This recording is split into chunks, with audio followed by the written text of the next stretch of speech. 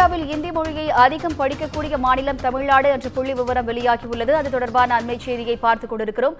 கூடுதல் விவரங்களை செய்தியாளர் கீதன் வழங்க கேட்கலாம். வணக்கம் கீதன், கூடுதல் விவரங்கள் என்ன பதிவு பண்ணுங்க? வணக்கம். தமிழகத்தை பொறுத்தவரை தமிழக பள்ளிகளில் இருமொழி கொள்கை பின்பற்றப்படுகின்றது. தமிழகத்தில் மூன்றாவது மொழியாக மும்மொழி கொள்கை என்பது இதுவரை நடைமுறையில் இல்லாத நிலை இருக்கின்றது.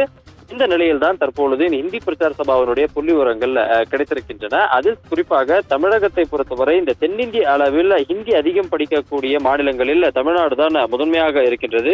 கிட்டத்தட்ட தமிழகத்தை பொறுத்தவரை 3,54,665 மாணவர்கள் இந்த இந்தி பிரச்சார சபாவின் கீழ் நடத்தப்படக்கூடிய அந்த தேர்வுகளை எழுதியிருக்கின்றனர். குறிப்பாக ஆண்டுதோறும் 2 முறை இந்தி பிரச்சார சபா தேர்வை நடத்துகின்றது. குறிப்பாக பிப்ரவரி மற்றும் ஆகஸ்ட் இந்த 2 தேர்வுகளையும் கிட்டத்தட்ட 3.5 லட்சம் மாணவர்கள் எழுதியிருக்கின்றார்கள். இப்போது கூட தமிழகத்தை பொறுத்தவரை தமிழக அரசு இந்த PM ஸ்ரீ ஸ்கூல் என்கின்ற திட்டத்தை கடுமையாக எதிர்த்து வருகின்றது. குறிப்பாக மூன்றாவது மொழியாக மும்மொழி கொள்கை அந்த பள்ளிகளில் கற்பிக்கப்படும் என்கின்ற ஒரு காரணத்தின் காரணமாக தமிழக அரசு இந்த PM ஸ்ரீ ஸ்கூல் திட்டத்தை எதிர்க்கின்றது. இதன் காரணமாக தமிழக பள்ளிக்கல்வித்துறைக்கு கிடைக்க வேண்டிய ஆண்டுதோறும் 2,000 கோடி ரூபாயும் தற்பொழுது நிறுத்தப்பட்டிருக்கின்றது.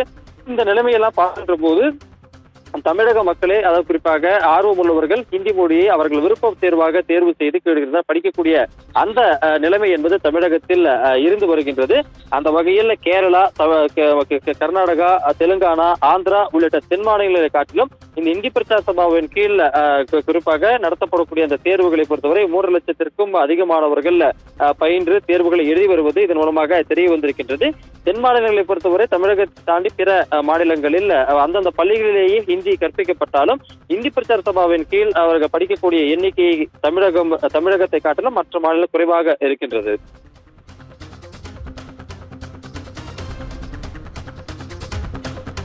கூடுதல் விவரங்களுக்கு நன்றி கீதன்.